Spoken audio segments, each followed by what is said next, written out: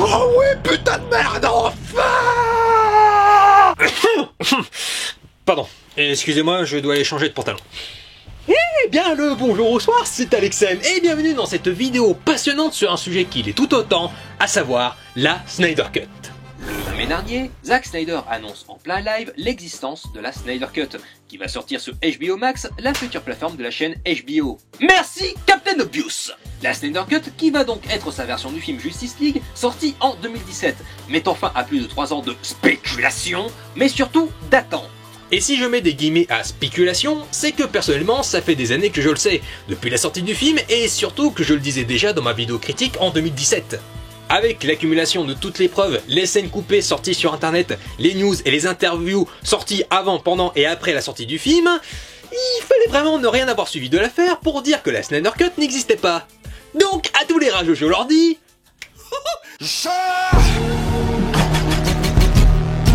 Bref, pour comprendre pourquoi la Snyder Cut est importante, nous sommes obligés de revenir un peu loin dans le passé.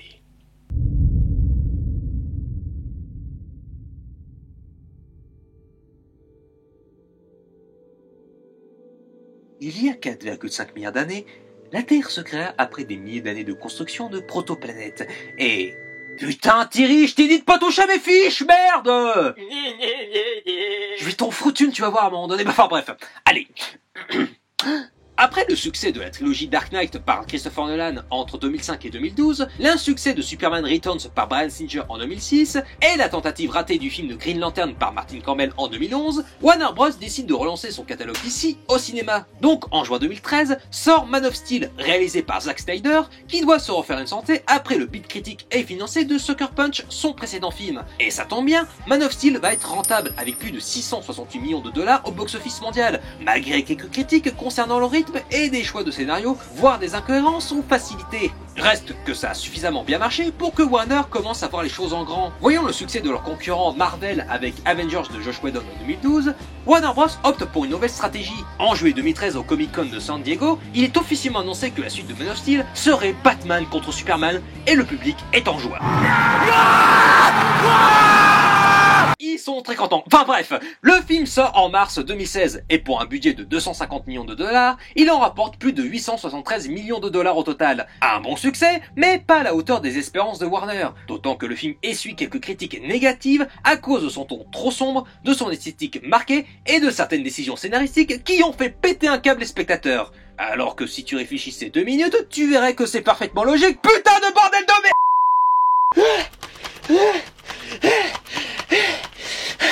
Pardon, je tiens à m'excuser. Alors, je vais pas m'étayer parce que c'est pas le sujet de la vidéo et puis surtout, un jour, je parlerai de ce chef-d'œuvre.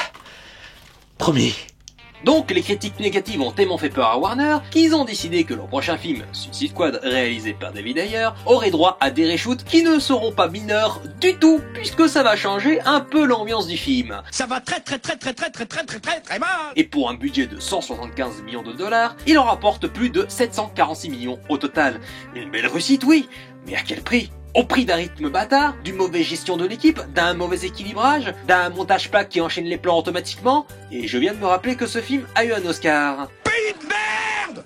Pour dire que Warner avait tellement peur qu'ils ont amorcé des réécritures dans d'autres productions à venir, comme pour le film sur Flash. Sauf qu'ils vont tellement être casse-pieds que les réalisateurs Seth Grahame-Smith et Rick Famuyiwa vont quitter le projet pour différents artistiques.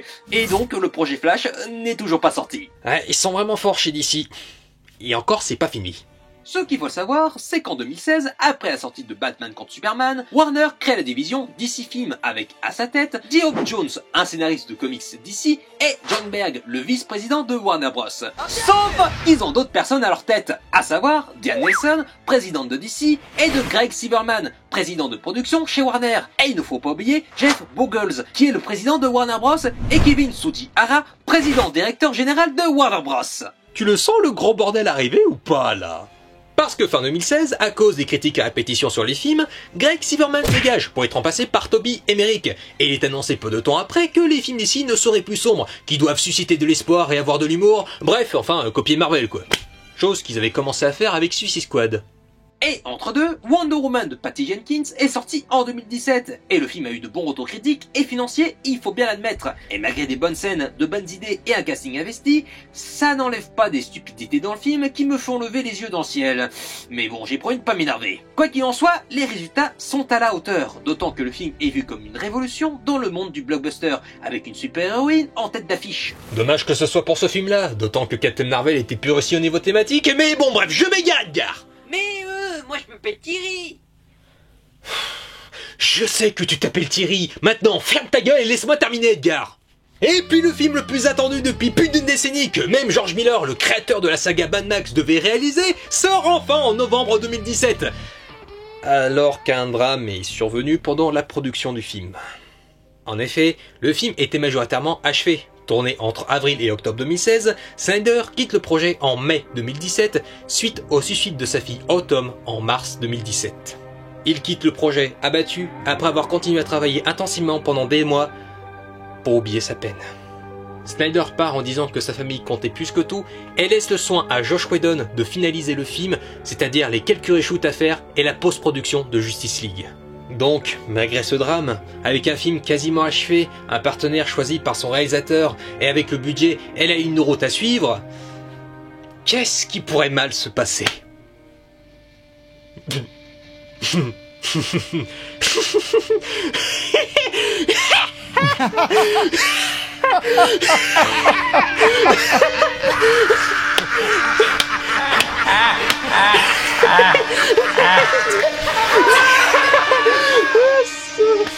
Ça va être un putain de bordel.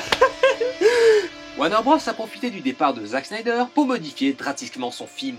Et le départ de Snyder sonne comme un miracle pour Warner. En effet, Snyder voyait les choses en grand, puisque c'était l'objectif de Warner à la base. Et même s'il n'est pas totalement parfait comme réalisateur, il est passionné par ses personnages, sa mythologie, et il veut que les événements aient un impact fort sur le spectateur. Rien que l'introduction de Batman contre Superman, avec la destruction de Metropolis, filmée caméra à l'épaule à hauteur d'homme, nous fait comprendre le désespoir et la rage de Bruce Wayne envers Superman, et sa puissance dévastatrice qui peut anéantir une ville en moins de 5 minutes. Et Snyder, c'est aussi un conteur qui sait mettre en place des indices pour que tout prenne sens plus tard. Et c'est ce qui a posé problème avec Batman contre Superman. Il fallait lui laisser le temps de raconter son histoire et sa vision au travers de plusieurs films. Mais Warner a retourné sa veste et a vu les choses autrement. Il voulait tellement plus de légèreté que même le personnage de Cyborg a été réécrit pour qu'il soit plus fun. Et la déclaration de Joe Morton ne laisse place à aucun doute.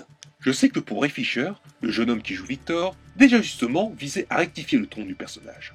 Ce que j'ai entendu dire, c'est que le studio avait besoin d'alléger un peu le film d'une manière ou d'une autre, parce qu'il était trop sombre. Et cette phrase « alléger le film parce qu'il était trop sombre » prend tout son sens. Justice League devait introduire 3 nouveaux personnages en plus des 3 autres que l'on connaissait déjà. Et avec une intrigue aussi touffue et énorme lancée par Batman contre Superman, il fallait donc que le film prenne son temps. Mais Kevin Tsujihara, le président directeur général de Warner Bros, a demandé sans détour que le film fasse 2 heures pile poil, générique compris. Et cette décision va engendrer moult problèmes. Donc avec Zack Snyder de partie, et également Deborah Snyder, sa compagne, qui est la productrice de tous les films de son mari, les reshoots vont s'avérer massifs, ce qui va complètement changer le film. Et ce sont pas des petits reshoots de pacotille, hein, parce que c'est à ce point où Josh Whedon a été obligé d'être crédité en tant que co-scénariste du film, alors qu'il n'avait rien à voir. Et j'ai la preuve de ça, puisque mon affiche le marque clairement et distinctement. Je veux dire, c'est pas anodin, puisqu'aux États-Unis, c'est obligatoire quand un artiste participe à plus de 50 ou à 75% du film. Mais ça va au-delà de tous les changements faits par Warner. Ça a modifié le design de Steppenwolf, donc adieu tout l'aspect inquiétant et effrayant du personnage qu'on peut voir dans la scène coupée de Batman contre Superman. Ça a enlevé Darkseid de l'histoire, ça a enlevé Lex Luthor et toute son histoire d'une création d'une équipe de super vilains. Ça a enlevé tout l'arc de Superman, tous les changements prévus autour. Ça a enlevé des scènes de Cyborg et de Flash. Ça a enlevé la bande originale de Junkie XL par celle de Danny Elfman. Et surtout, ça a changé la fin du film, coupant toutes les possibilités de faire la trilogie envisagé par Snyder. Et si c'était que ça? Mais les reshoots se sont faits tardivement, du coup, ce qui fait que tous les FX, il fallait les terminer, et en plus, du coup, tout le reshoot autour de l'arc Superman, bah, ça se voit. Et du coup, on a le droit à un Henry Cavill avec une superbe moustache parce qu'il tournait Mission Impossible Fallout de Christopher McQuarrie, et entre 2 sessions de tournage, il est donc parti tourner les reshoots de Justice League. Mais le problème, c'est que la Paramount qui produit donc les Missions Impossibles a refusé que l'acteur se rase la moustache. Et donc, avec toutes ces données, de merde sur merde sur merde sur merde, ça donne ça. Bref, Justice League va être un échec narratif, car il ne prend pas le temps de se poser, enchaînant les 3 actes de manière déséquilibrée jusqu'au climax trop rapidement. Une esthétique assez déroutante, avec des fois une lumière naturelle de studio, et des scènes avec des couleurs criardes, enfin, une réalisation plate et sans énergie, enchaînant les plans sans dynamisme, mais reste certaines qualités, comme le casting qui se débrouille bien, et qui a une alchimie, malgré le peu de temps réservé, quelques idées de mise en scène, que ce soit du côté de Snyder ou de Whedon, une ou deux scènes vraiment marquantes par leur idée de réalisation et de chorégraphie, certains passages intimistes des héros, et l'écriture de Batman qui est bien vue, en héros à bout de souffle, prêt à mourir pour sauver le monde. Mais on sent les rustines, parce que toutes les scènes avec Henry Cavill, on peut dire si ça a été la partie Snyder, ou tournée bien après, et... ah putain, cette tronche! Bref, toutes ces décisions de couper ce film dans son projet de grande envergure va laisser un goût amer et inachevé, rendant ce film ambitieux, laid comme un monstre de Frankenstein difforme. Rendant cette réunion de Justice League comme un non-événement, et surtout la fin des crossovers, et surtout l'avènement des films stand-alone et des films indépendants. Avec un budget de 300 millions de $, le film n'a rapporté au total que 657 millions. Alors oui, vu comme ça, DC a l'air d'avoir limité la casse, mais en même temps il faut rappeler que ces 300 millions de $, sans compter le budget marketing, et sans compter dans le box-office tous les multiples taxes, les renversements compliqués, etc., etc. Donc ils sont pas vraiment gagnants, et il faut rappeler aussi que c'est ce qu'a rapporté Avengers Infinity War en un week-end. Oui, c'est vraiment ridicule. Mais comme vous avez dû le comprendre, Joss Whedon n'est certainement pas fautif dans cette histoire. Au contraire, Whedon est un auteur qui sait écrire des histoires, des bonnes histoires, des histoires certes simplistes à la Avengers ou à la Dr. Horrible Single Blog, mais il sait écrire des personnages, et des personnages même méchants. En fait, pour peu que l'on connaisse le style de Whedon, s'il avait travaillé sur le projet depuis le début, ça aurait pas cette tranche-là, et on aurait plus senti sa patte, que ce soit dans l'histoire, et aussi surtout dans l'écriture de certains dialogues de personnages. Pourquoi n'aurais-je pas l'avantage? Vous manquez de conviction. Je ne crois pas... Ça se dérobe à la bataille? Oh non. Tu es tout à moi. Bref, pris entre le style de Zack Snyder et le grandiose censuré par Warner parce qu'ils avaient vraiment les chocottes, Whedon s'est battu comme un dératé pour sortir ce film. Alors, c'est vraiment pas de sa faute, et foutez-lui la paix! Mais du coup, si je précise tout ça, c'est pour appuyer ce que je vais dire. Pourquoi la Snyder Cut est importante. Tu vas dire que c'est les studios les gros méchants et que c'est l'artiste qui a gagné, que du coup c'est trop bien, que c'est le créatif qui l'emporte sur l'entreprise. Alors, oui, totalement. Mais tu vas te calmer direct, Derry, parce que il y a plus. Effectivement, voir la vision de Zack Snyder a quelque chose de réjouissant. C'est même plus que réjouissant, c'est euphorisant. En fait, en détaillant tout le processus et tout l'envers du décor depuis Man of Steel jusqu'à Justice League, j'ai un peu déjà répondu à la question. Alors bien sûr, je ne dis pas que sa vision sera absolument parfaite, que ça va être un chef-d'œuvre ou quoi que ce soit, parce qu'il y a quand même quelques doutes qui subsistent.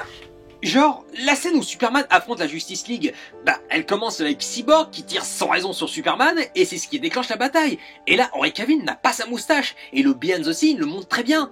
Est-ce que c'est dur au montage ou c'était déjà là? Pareil, l'intrigue avec les boîtes mères à récupérer, est-ce que ça sonne aussi enfantin et sapiste du haut 2 heures ou ça avait une origine plus profonde et mystique? Et si Superman doit être ressuscité dans Justice League, du coup, ça veut dire quoi ce plan à la fin de Batman contre Superman qui laisse suggérer qu'il est pas mort? Ça veut dire que c'est un élément passé à la trappe par Snyder lui-même? Je sais pas. Et c'est pour ça qu'on veut la voir, cette version, pour savoir si c'était nul dès le départ, ou si Warner a coupé tout le potentiel d'un très bon film, ou couper le potentiel d'un bon film avec plein de défauts. Non, parce que là, on parle pas de quelques scènes coupées par-ci par-là, on parle d'une version de base qui devait durer 4 putain d'heures. Et là, sur les 2 heures diffusées en salle, il y a même pas le 10e de la vision de Zack Snyder. Et ça se voit.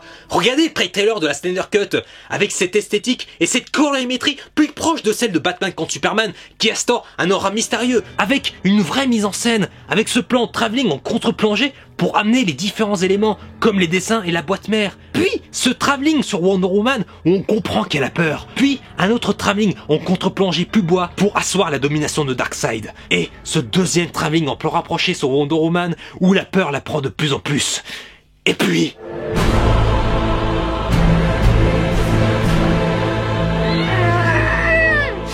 Oh oui, c'était bon ça, Voice-Over. Avec la BO de Junkie XL qui s'est instauré des ambiances et des thèmes marquants, et puis ce plan digne des comics, où tout est symétrique et qui appuie donc la puissance de Darkseid. Oh, ça va...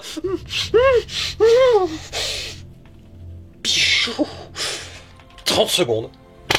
30 secondes qui mettent à mal le visuel et la narration de Justice League qui dure 2 heures, c'est parfait, c'est tellement génial, c'est tellement trop cool, c'est tellement... Ouais, en fait, vous êtes juste des gros fanboys, quoi. Vous allez vous expliquer sur des images, quoi. Vous y connaissez rien au cinéma.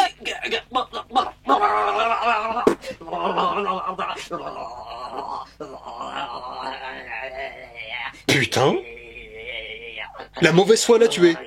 Donc tout ça, c'est même pas une question de version longue disponible en DLC pour de l'argent. Bien que la mise en ligne du film sur la plateforme HBO Max soit un argument commercial en premier lieu, oui, mais c'est avant tout, et je le répéterai jamais assez, pour voir la vision de son auteur. Cette Snyder Cut ne va pas changer la face du cinéma. J'ai envie de rajouter que ce n'est même pas un cas unique dans l'histoire du cinéma. Vous savez l'histoire de Il était une fois en Amérique de Sergio Leone? Et bah à la base, il y avait un montage original de 4:11 voulu par Sergio Leone, et dont le studio a haché ça à 2h19. Et même encore plus loin, Superman 2 de Richard Donner, il avait tourné le premier et le second Superman en même temps, mais Richard Donner a été renvoyé du deuxième film pendant la production pour être remplacé par Richard Lester, ce qui a changé le ton et la tournure du film. Mais 26 ans après les faits, la Richard Donner Cut a pu sortir et on a pu constater qu'un meilleur film se cachait derrière. Et ça, le point commun entre ces 3 films, bah c'est Warner qui avait les chocottes car il était trop ambitieux et ils ont coupé la vision de ces 3 réalisateurs. Mais il y a effectivement un hic. Même si cette Snyder Cut est une réussite, ça va ne créer que plus de frustration. Parce que même si ça correspond à 100% de la vision originale de Zack Snyder, bah ça ne va être qu'une vision d'un film sur 3 films de sa trilogie avortée. Mais dans le fond, je veux y croire. Parce que vous savez pourquoi ? Parce qu'on sait que Warner va mettre 30 millions de dollars pour finaliser le film, ses effets spéciaux, sa bande originale, etc. Mais surtout, changer cette foutue colorimétrie. Mais le 22 août, aura lieu le DC Fandom Virtual Experience, un événement en ligne gratuit qui va traiter de tout ce qui touche à DC, comics, séries et surtout les films. Et Zack Snyder sera présent pour dévoiler la bande-annonce de la Snyder Cut. Mais vu le soutien massif des fans et surtout que la Snyder Cut sera un succès... Vous imaginez pas une petite annonce de Justice League 2 et 3 ? Non, sans déconner, réfléchissez bien 2 secondes, c'est possible avec le DC Cinematic Universe actuel. Je veux dire, parce que même si The Batman de Matt Reeves avec Robert Pattinson est en cours de tournage, ça peut faire comme pour Joker de Todd Phillips, à savoir une production indépendante de tout univers. Ben Affleck, bien qu'il ait quitté le rôle, bah, il peut toujours revenir et quand même réendosser le rôle, et puis même les autres acteurs sont toujours sous contrat. Et même pour les films déjà sortis comme Aquaman, Shazam, Birds of Prey ou même encore Wonder Woman 1984, bah rien n'empêche de faire passer l'action de Justice League 2 et 3 après ces films. Après tout, à part quelques références post-Justice League, rien n'est définitivement bouclé et incohérent avec les autres films, d'autant que la menace Darkseid peut très bien venir comme Thanos dans Infinity War. Bref, cette Snyder Cut, même si c'est imparfait, démontre plusieurs choses. La vision du réalisateur a énormément d'importance malgré un cahier des charges élevé. Et même Marvel l'a compris après sa phase 2. Ensuite, les studios doivent arrêter de tout contrôler, au risque que ça parasite l'équipe créative et la qualité globale du film. Et enfin, un film est en constante évolution et qui n'est jamais gravé dans le marbre et que certains nouveaux montages ont permis de découvrir ou de redécouvrir sous un autre angle certains films. Je veux dire, il y avait combien de pourcentage de chances que ces Snyder Cut existent ? À l'époque, c'était inenvisageable de remettre de l'argent pour une version que le studio cherchait à cacher. Mais avec le soutien des fans, et non harcèlement, puisque le mouvement a permis de récolter plus de 100 000 $ pour une association préventive contre le suicide, le soutien des acteurs et actrices du film sur les réseaux sociaux, le soutien indéfectible de Zack Snyder pour ses films, Warner a donc décidé de changer d'avis. Pour une fois qu'Internet cherche à faire quelque chose de bien et vertueux, on va pas se plaindre. Mais tout ça s'explique parce que... Vous vous souvenez de la pyramide qui est d'ici ? Parce qu'entre 2017 et 2019, John Berg a été remplacé par Walter Hamada, Geoff Jones a été remplacé par Jim Lee, Dan Nelson a été remplacé par Pam Linford et Kevin Tsujihara a été renvoyé de son poste. Bref, après un efficace Aquaman, un film existant sur Shazam, un film un peu lourd mais sympathique Birds of Prey et en attendant Wonder Woman 1984, le DC Cinematic Universe peut encore vivre. Car tel Superman après sa bataille contre Doomsday, le DC Cinematic Universe peut renaître de ses cendres. Car tel Jésus, il est mort pour expier nos fautes avant de ressusciter. Car avant de se faire trahir par son peuple, qu'il chérissait tant, il n'était qu'amour et voulait faire profiter le monde de son infinie sagesse et de ses pouvoirs grandioses. Mais malgré ses blessures et dans son infinie bonté, il nous pardonne et nous demande de nous racheter. Car grâce à ses yeux laser et son pouvoir de changer l'an 20, le DC Cinematic Universe pourrait renaître de ses cendres. Croyez au miracle, mes frères et mes sœurs. Croyez-y. Amen. Y a incompris. Tu parles de Jésus, de Superman ou de DC? Même moi je sais plus. What everybody knows it's coming apart. Take one last look at the sacred heart before it blows. Everybody knows.